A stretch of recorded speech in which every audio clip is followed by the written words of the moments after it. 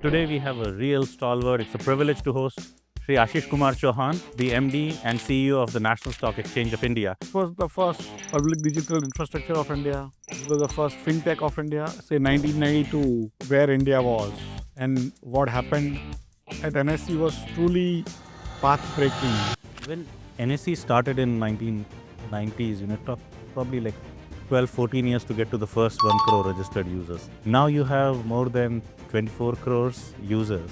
And in tier 1, 2, 3, it's just been, I think, growing across the board. What do you think were the sort of core drivers for making this happen? And where is this going next? And maybe even where India is going in the next 25 years? When NSE started, probably it was the market capitalization of India was probably 1/5 of banking system size of India. In 30 years' time, now the market capitalization of India is almost 150, 160% the size of the banking system. What would be advice to young people who are just coming into the workforce who are trying to become successful? I never had work-life balance. People say that you have to have a career path. I went zigzag. Good things about engineering books are that broadly they are correct, unlike management books. Welcome to another episode of Angel Bold Conversations, where we have bold conversations with stalwarts.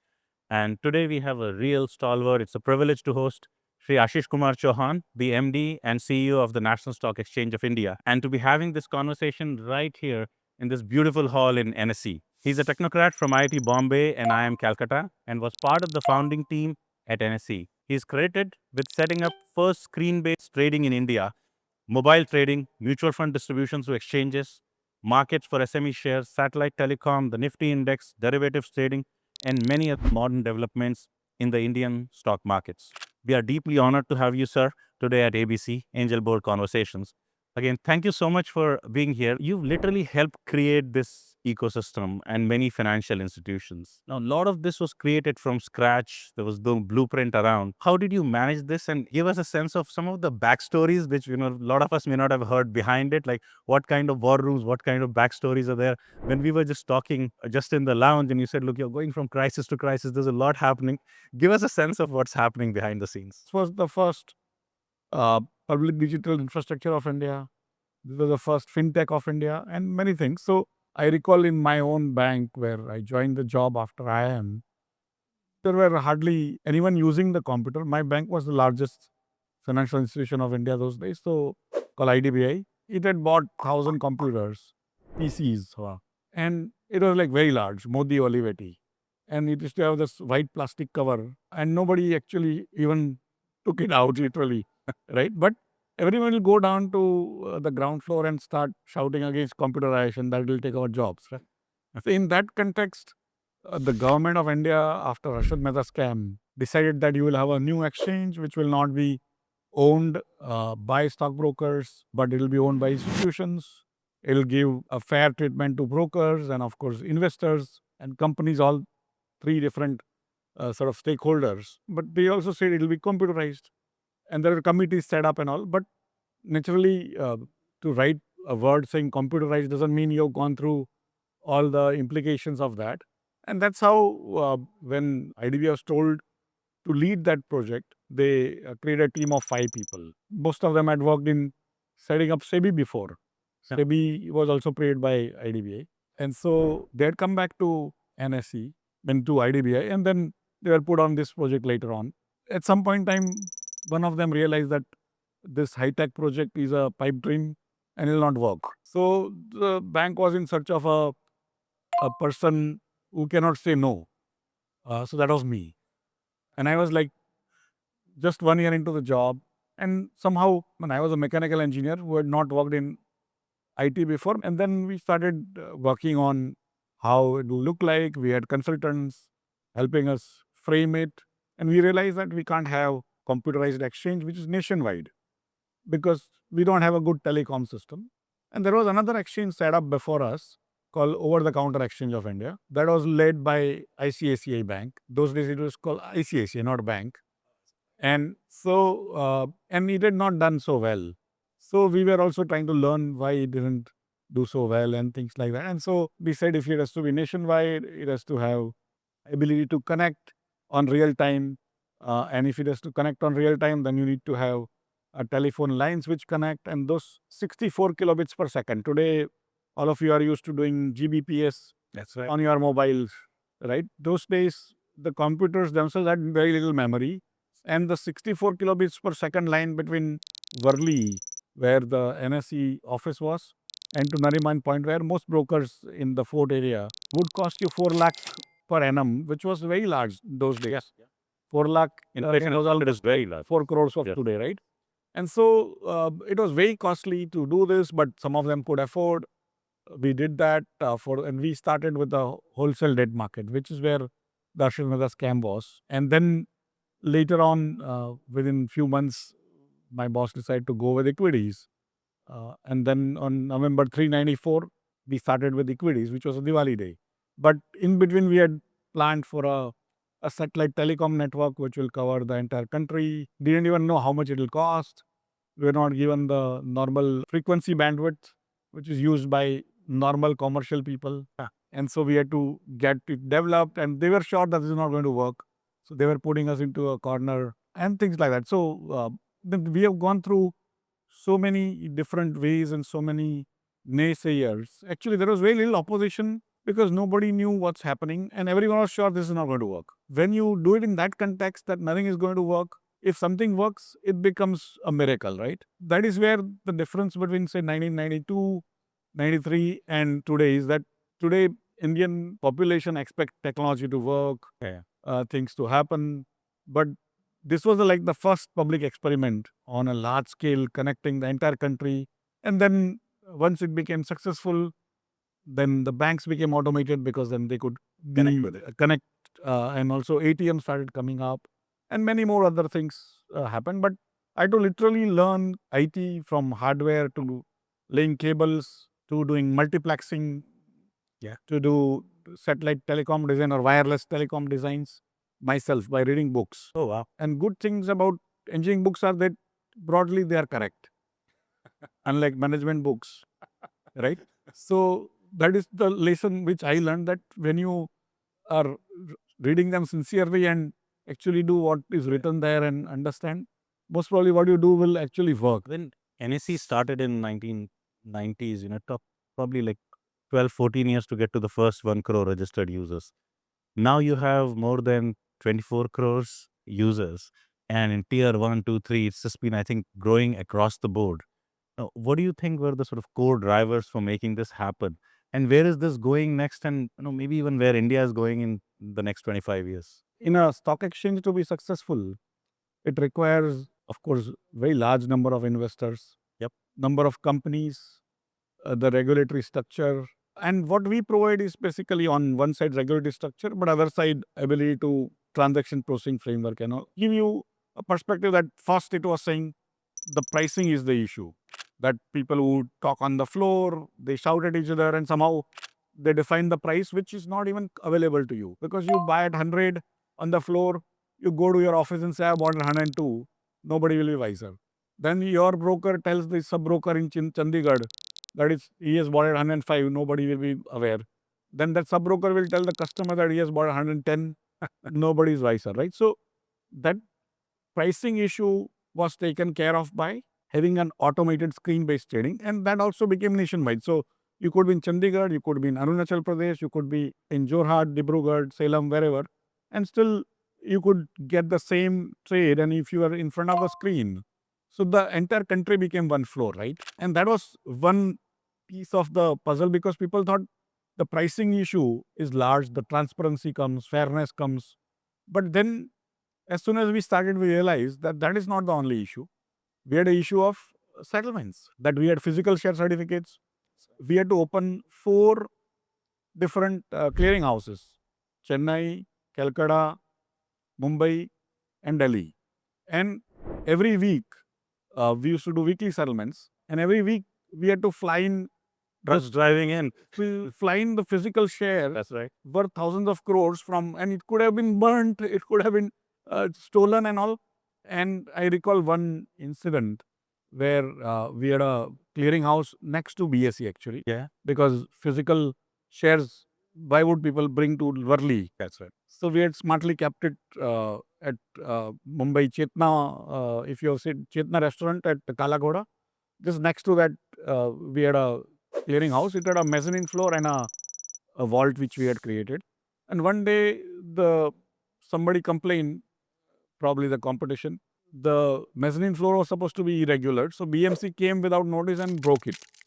And we had clearing going on, and then I got a call. I rushed from Worli to Kala Ghoda, and all of us had those handkerchief on our nose and started working because it was all a lot of dust and all. We had to sort of rescue the certificates. Oh my goodness. And then we had to figure out now what to do with the clearing settlement, because if you don't do clearing settlement, you can't do trading, right? Right. So somehow we called up one of the directors. He organized a place in Lower Parel, which is where HDFC Bank's ATM is there, just outside Kamla Mills.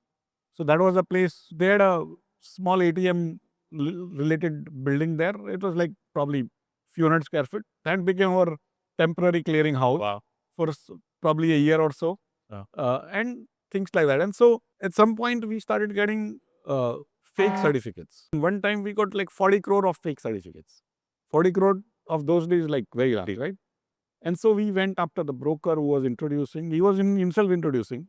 And then we sent him to jail. And he said, okay, sir, you are putting me into this, but I'll come back tomorrow. Then what will happen to you? Right? So all sorts of, we used to get threats of people thinking that their livelihood will go away and things like that. So it was a lot of things when you try to change. And then we had to set up clearing house, clearing corporation to guarantee trades, because there was some MS shoes related situation where default happened and all. So we went from like one crisis into another to another and kept on evolving faster. We created depository, NSDL was created, law was passed for the depositories, and again world was having the what we call immobilization of certificates. Like even America, even probably today they don't have, they have a physical certificate, only one probably, but it's there in DTCC. Whereas, and even Europe was an immobilization of certificates. We were going straight away into dematerialization. Right? So we took decisions which may look very visionary those days, but they were also decisions of convenience. कि बस रखेंगे कि इतना certificates आएगा. And stock holding corporation was supposed to be original depository. It was set up before even NSE was set Actually, up. I feel like it seems very straightforward when you say it like this. But when the wheel was not invented, now it seems very straightforward. Yes, of very course, we are the chaotic. wheel. It was very chaotic. But broaden the horizon further, right? Because I know I've heard this story from you of, how India came about, and that's like a longer story. So some, if you get a chance ever with Ashish Bhai, do ask him that story and how it connects. But what is the future looking like 2050, 25 years from now? Where do you see India being? You wrote this article about, India benefiting a lot out of AI and doing well. Where do you see it in 2050? Why do societies come up or go down? Societies come up or go down because of technology, because of adoption to technology. The technology is the only change that happens in the world, and the societies surround them or kind of fall around them. Each of the societies may have different structures. Some societies might be more egalitarian, some societies might be more hierarchy like, but broadly the societies which adapt to the new technologies, those societies come up, and the societies which stop doing it, they slowly fall behind.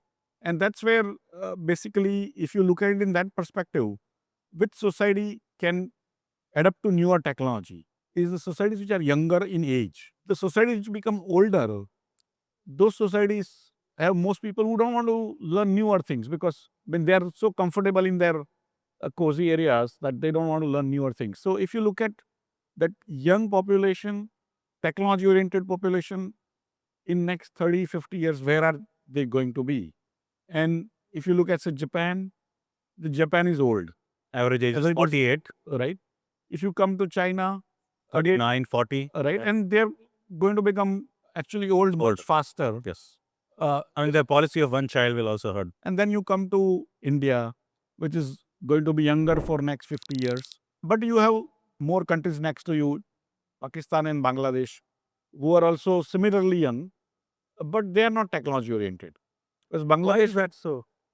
In a way, those societies want to live a life which is 1,000-year-old or 1,500-year-old. Right? Now, you can give reasons, but when you have theocratic states, they want to go back to the life which was best and stuff like that. And then you go to Africa, it's younger people, but it's not organized well. You go to Europe, it's very old. right? And similarly, America, this year will have less number of people than last year. It's getting older. It's 39, 40 is the average. Right? And they were remaining younger by importing people. Now they don't want to import people. And so for me, if you look at, say, next 30, 50 years, I also have a second hypothesis that technology waves used to come slower. Now they are coming faster. So which means that the life is going to be changing faster and the wealth is going to be created faster. So if the technology waves are coming faster, what used to come in 50 years is now coming in 10 years, then 5 times more wealth will be created in 50 years. And literally in next 50 years, more wealth will be created than what was created in, say, 10,000 years. Wow.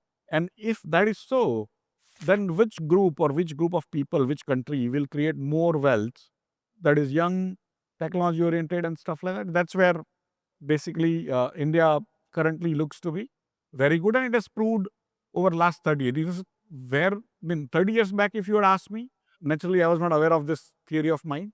But even in, on that theory basis, we are looking very laggard because we are not in technology. Only in last 30 years, we have adopted technology as if everything was invented here. But we did not invent anything. And that's why in AI also, when you ask, my hypothesis was that any new technology that comes, it also get democratized much faster. That's why it adds that type of wealth and value to the society's productivity, its lifestyle, ways of doing life and stuff.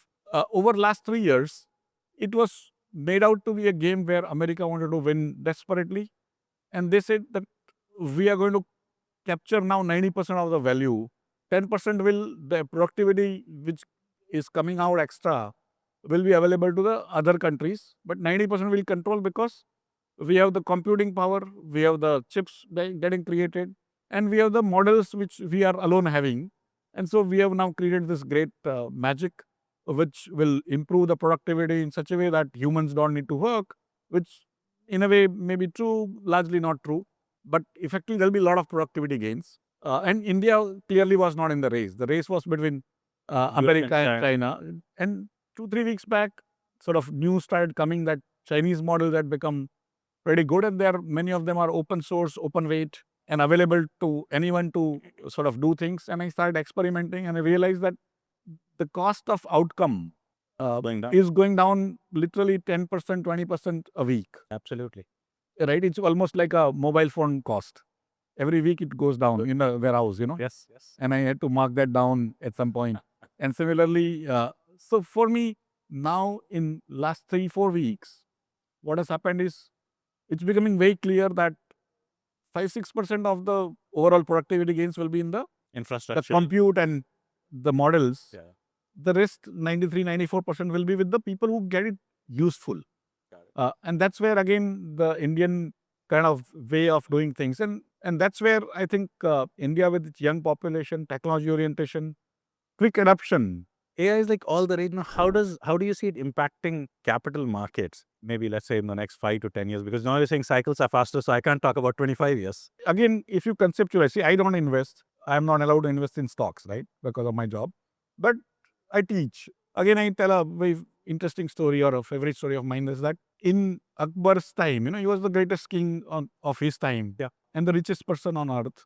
And if you wanted to listen to music, what did he do? He had a guy called Tansen, and he had like 20, 30 accompanies people. And suppose at 2 in the night, he wanted to listen to good music, he had to call Tansen. Tansen has to wake up, he doesn't have fever, and things like that. And he has to come and start doing it. And he might still be out of Tan. I mean, Tan is Sur, right? So, Yes. but broadly, the richest person in the world 400, 500 years back had to spend enormous amount, and nobody in his kingdom or other kingdom could have afforded that.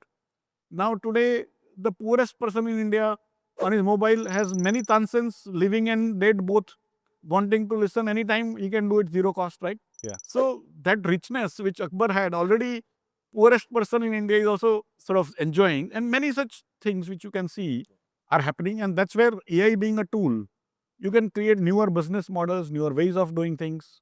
And I'm seeing tremendous amount of energy that is going to come in, but it will require even further less capital to start new businesses, and that will scale. And hopefully some of those models, if our people are able to attract also rest of the world to pay for those services, for those experiences and things like that. So that's where you're going to see very, very rapid changes going forward, and the wealth is going to be created there. Because what is wealth, right? It's a conceptual thing. There is, in a way, there is no wealth. But Depends on how wealthy you feel. and then also how the society perceives that this is a wealth and this is not a wealth, right? And so first, wealth would have been, say, goats and cows and slaves, right? And then the agriculture came, so the land became larger wealth, and then industries came, so factories became larger wealth. The wealth producing actually increases manifold in a newer technology vis-a-vis the older, and the other part is still now, till say 50 years back, everything was physical, even factories were physical. But now the wealth will be about experience, as I told you about the music. That's right. It was physical, Tansen was physical. Now it's your mobile, right? But you think it's Tansen or whoever it is, right? And that's where the experiences is what humans want. And they are going to be more and more demat experiences, dematerialized I experiences. connected the capital markets to this, yeah. And that's where the wealth is going to be there, which you cannot touch, feel. I mean, you can experience, but Yeah. not like feel, right? In a way, in a different way, right? But before that, I think there's a ton of innovation. We've built a lot of trust in the capital markets. It's become secure. You talked about, how there are no certificates. You have to carry those certificates. What is the next frontier for innovation and regulation, perhaps in India? In a way, last 30 years, when NSE started, probably it was the market capitalization of India was probably 1/5 of banking system size of India.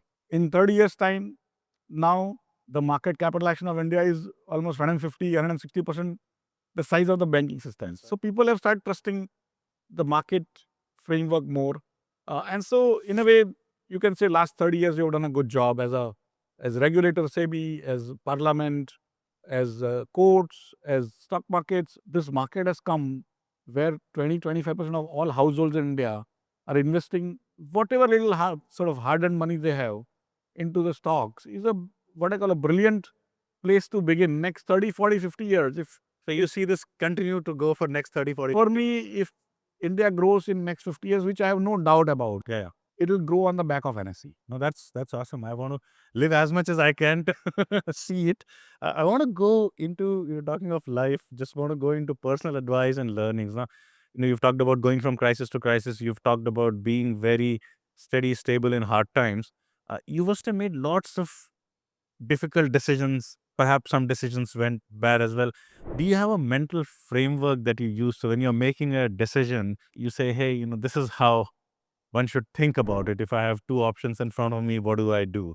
Do you use certain mental frameworks? How do you think about decisions? So I used to run this cricket team called Mumbai Mumbai Indians. Yeah, I started up. So first year we are just running helter skelter. Are you still like engaged with them? Not much now. I mean, of course, I watch all the matches, even gully matches. So I'm more an avid watcher now. First year we were all running helter skelter just to organize the matches and all. So I didn't travel with the teams to other parts of India. But second year we were told to go to South Africa to gather with the team, right? I mean, I was a CEO and the players and the managers and all, right? And so Sachin is around 5 years younger to me. We would sit together most days because I was like an uncle to the team, right? And so you want to control them, you don't want them to be awake through the night and stuff like that, right? And not mingle with stupid people and things like that, right? So one night I told him, and both our children used to be in the same school. His son was slightly elder to my son. And so I asked him that you go to the cricket pitch and you are having in your mind that your son has a fever or your daughter is in hospital. How are you able to concentrate, right? So he said, Ashish, my issue is that the ball doesn't know anything. So when I get into that rope, when after that rope, when you go with the bat, you forget everything and you play each ball on its merit. You don't have any preconceived notions that I had solved this, I had done it this way, that way. Yeah. You have to basically play each ball the way it comes. And then it occurred to me that that is the only way to live. Because if you had solved something earlier and if you said this is the way to solve it, when the similar situation comes next time, you think it's similar, it may be very different circumstances and others, right? And so you have to again play that on the merit of the ball, right? So So each time you have to understand the details and play it on and the then merit. if you do it on a preconceived like thumb rules and other things, then broadly you're going to miss the point. You've talked about a lot of the capital markets creating wealth. What are your thoughts on introducing investment and capital markets education as part of a formal curriculum in India, like managing your finances? Like, should that be a course in formal curriculum?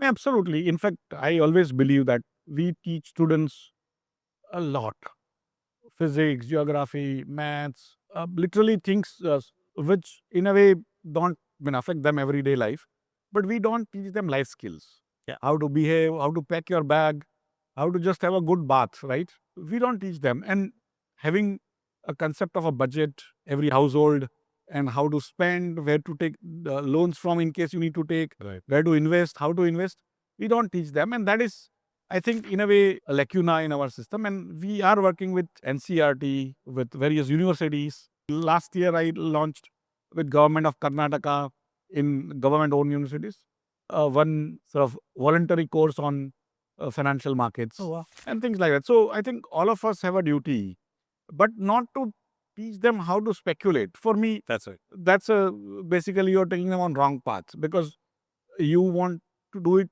for your benefit. That is not correct.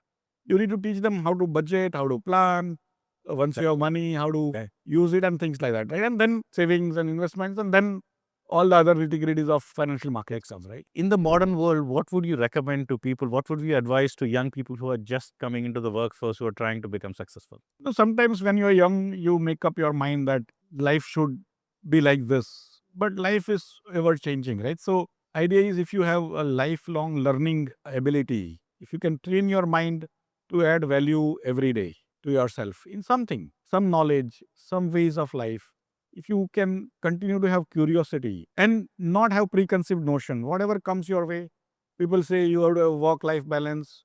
I never had work-life balance. People say that you have to have a career path. I went zigzag. I never went through one single way of doing things, right? Even in the same company, I got 10 things to manage. And so in some ways, if you can take responsibility, you can solve people's problem. Because one thing I have figured after all this is that creation of problems is what the world does. But very few people can give solutions. Yeah. And if you're able to give solution, not talk about it, but give actual solutions, do it finally physically implement, then you will be required. You may not become the CEO, because most times people who give solutions remain down only because the people who talk go up. If CEOs clearly don't do anything. Right? So that's how I say that if you can do sort of provide solutions, you will have a place in life, Yes. in the society, and that is the best place in life, right? And of course, your own skills might become outdated very soon. So you need to keep on adding value, experiment with newer things, and hopefully you will have a very fulfilling life. That's a great message for everybody here. The great message to end on. Learn, lifelong learner, be curious, and actually create real solutions versus just talking about it. Thank you so much, Ashish bhai. I personally enjoyed this. We have a small memento for you that we'd love to sort of at least give you so we can remember this, Thank this you. conversation. Really, really appreciate it. Thank you again for hosting us here and for this fantastic conversation. I learned a bunch from that. Thank you so much.